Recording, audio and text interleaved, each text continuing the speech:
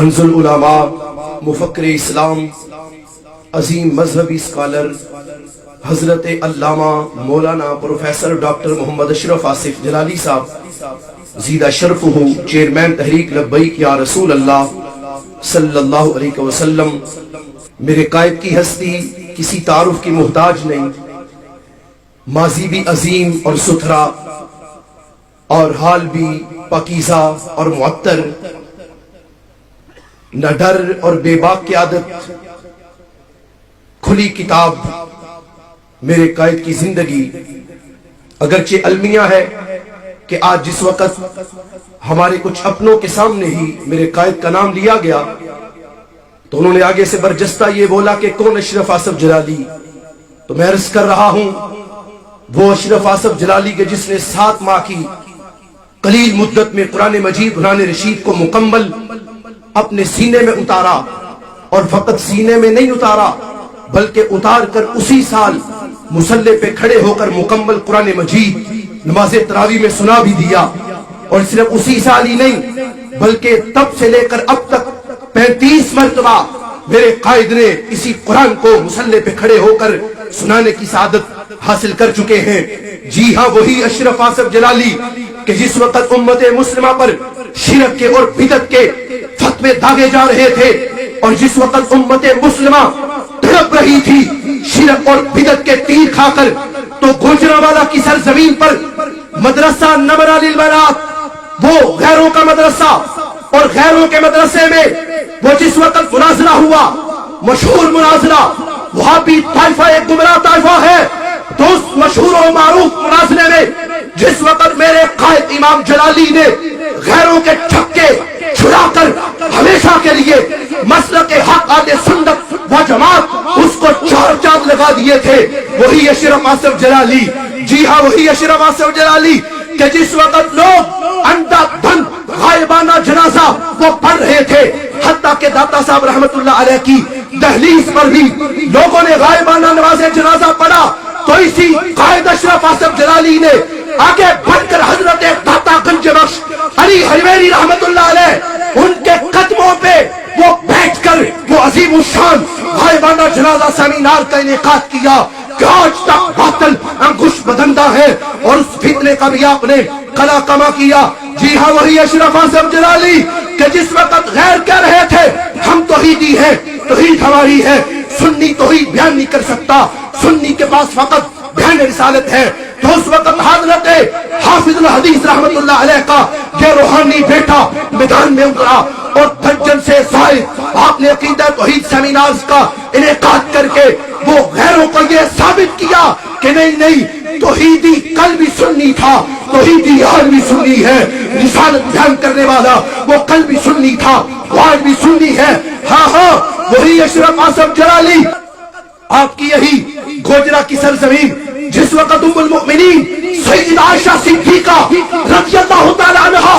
ان کی شان کے خلاف لفظی بھونک رہے تھے، اور جس وقت سیدہ عائشہ صدیقہ رضی اللہ تعالی عنہا ان کی شان پہ غیر حملے کر رہے تھے، ہر کوئی سوچ رہا تھا کون بولے کیا بولے، تو اپنی جان کو ہتھیلی پہ رکھ کر دھمکیاں بھی ملی، سب کچھ ہوا، تو اپنی جان کو ہتھیلی پہ رکھ کر سنی کا سچ شیعہ کا جھوٹ کے موضوع پر 6.5 گھنٹے خطاب کر کے اہل سنت کے پرچم کو ہمیشہ کے لیے بلند کرنے والی شخصیت کو زمانہ اشرف آصف جلالی کے نام سے جانتا ہے۔ اور بات یہیں پہ ختم نہیں ہوتی، جس وقت غیر بات کر رہے تھے حضرت امیر معاویہ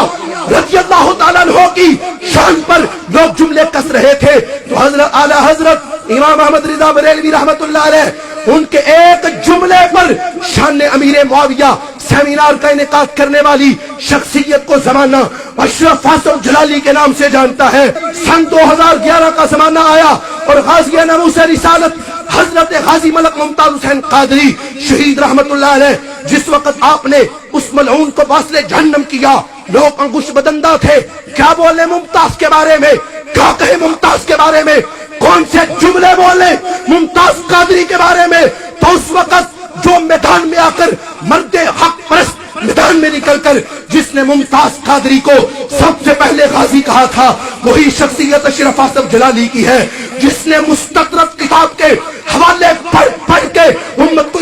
فرمایا تھا میرے غازی کو قاتل مت کہو، غازی کل بھی غازی تھا، غازی آج بھی غازی ہے، وہی اشرف آصف جلالی۔ اور جس وقت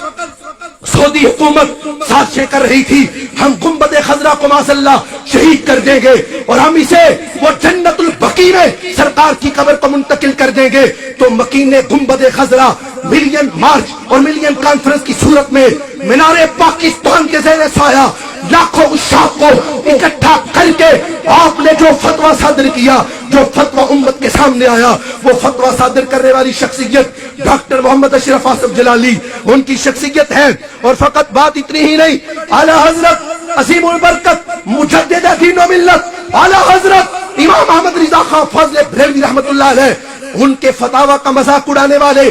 ہمارے کچھ نام نہاد اپنے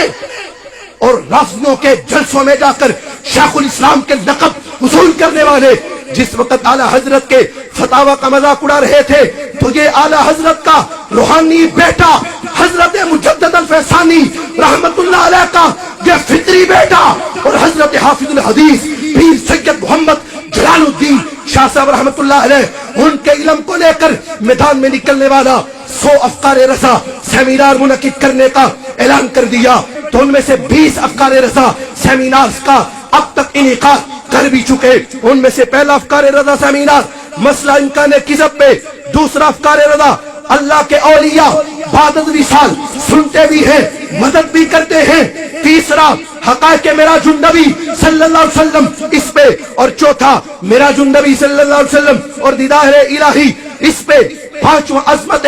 آل و اصحاب اس پہ، چھٹا ترجمہ کنز الایمان تراجم میں منفرد کیسے اس پہ، ساتواں عقیدہ شفاعت اس پہ، اور آٹھواں سنی کی پہچان اس پہ، اور نواں قادیانی کفریات کا علمی محاسبہ اس پہ، اور 10واں خلفائے راشدین المہدیین ان کی عظمت پہ، 11واں امام احمد رضا خان فاضل بریلوی رحمت اللہ علیہ اور فہم شریعت اس پہ، اور آگے بڑھتے بڑھتے 14واں افکار رضا سیمینار 2 قومی نظریہ اس پہ، اور 15واں افکار رضا سیمینار محبت اہل بیت شاعر اہل سنت اس پہ، اور 16واں سیمینار کعبہ تو دیکھ چکے اب کعبے کا کعبہ دیکھو اس پہ، اور 20واں افکار رضا سیمینار نبوت مصطفیٰ صلی اللہ علیہ وسلم سیمینار اس پہ، اور سلسلہ بڑھتا بڑھتا آگے بڑھتا ہی چلا جا رہا ہے۔ میدان تدریس ہو تو میرا قائد سامنے، میدان افتاح ہو تو میرا قائد سامنے، میدان تعلیم ہو تو میرا قائد سامنے، میدان مناظرہ ہو تو میرا قائد سامنے، وہ میدان تنظیم ہو تو میرا قائد سامنے، اور اب جس وقت مرحلہ آیا وہ سنی سیمینار کا انعقاد کرنے کا ایوان اقبال میں 29 دسمبر کو تو میرا قائد سامنے، اور چلتے چلتے بات جس وقت آگے بڑھی تو جس وقت آپ نے پی ایچ ڈی کا مقالہ 3 جلدوں میں عربی میں لکھا، میں انٹرنیشنل اسلامک یونیورسٹی اسلام آباد کے مصر کے پروفیسر ڈاکٹر حسن محمود نثار کو جس وقت میں نے وہ عربی کا مقالہ پیش کیا تو محمود حسن نثار مجھ سے وہ پوچھنے لگا حل حاضر رجل العربی، کیا یہ بندہ عربی ہے؟ تو میں نے کہا نہیں، یہ بندہ عربی نہیں، یہ اجمی ہے۔ تو مصری ٹیچر انٹرنیشنل اسلامک یونیورسٹی اسلام آباد کا وہ بولا تو کہنے لگا واللہ لا اسلمو، اللہ کی قسم میں نہیں مانتا کہ یہ بندہ اجمی ہے، خدا کی قسم ہے یہ بندہ عربی ہے کہ جس نے اتنی فصیح و زبان میں جس نے 3 جلدوں میں عربی میں پی ایچ ڈی کا وہ مقالہ لکھا، لوگ حیران ہیں، ہر جگہ پہ ہر منظر پہ ہر میدان پہ یہ بندہ آگے کیا ہے، آگے ہے کرتا کیا ہے، اس کے پاس طاقت کہاں سے آئی، اس کے پاس جرأت کہاں سے آئی، اور اس کے پاس طاقت کہاں سے آئی؟ تو ان ساری باتوں کا جواب میرے قائد نے ایک ہی جملے میں ارشاد فرما دیا، اے زمانے والوں یاد رکھو ہم بدنی طاقت سے نہیں، ہم کل بھی مدنی طاقت سے لڑتے تھے، آج بھی مدنی طاقت سے لڑنے والے ہیں۔